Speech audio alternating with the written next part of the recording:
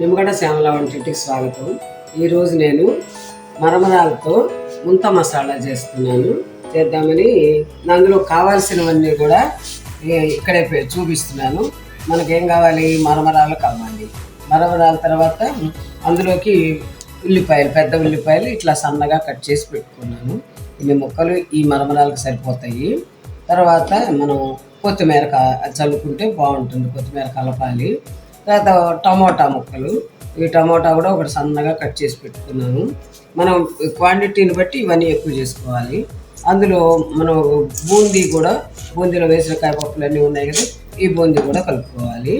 కొంచెం లైట్గా ఉప్పు, మసాలా కారం వేసుకుంటే బాగుంటుంది, కాస్త స్మెల్ వస్తూ. ఇది మసాలా కారం కొద్దిగా. తర్వాత నిమ్మరసం కూడా పిండుకోవాలి.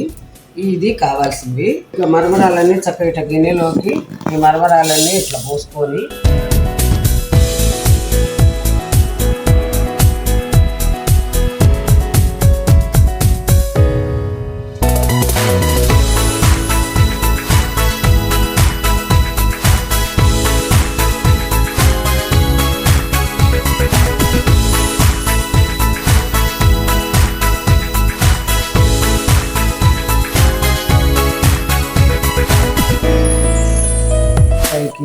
మొత్తం కలిసే విధంగా.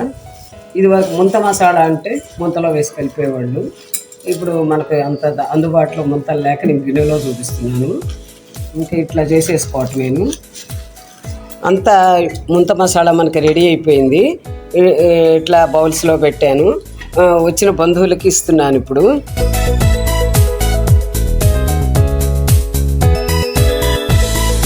ఇట్లాగా మనం మన ఇంటికి బంధువులు వచ్చినా, మనకు పిల్లలు స్కూళ్ళ నుంచి కాలేజీల నుంచి వచ్చిన ఈ స్నాక్స్ చేసి పెట్టుకుంటే తొందరగా తినచ్చు, టేస్ట్ బాగుంటుంది, పిల్లలు అందరూ కూడా ఇష్టపడతారు. ఇట్లాగే మనం సాయంత్రం పూట పిల్లలు స్కూళ్ళ నుంచి వచ్చిన, మన మగవాళ్ళ ఆఫీసుల నుంచి వచ్చిన తేలిగ్గా చేసుకునేది రెసిపీ. ఇది గబగబా చేసుకోవచ్చు, రుచి కూడా చాలా బాగుంటుంది.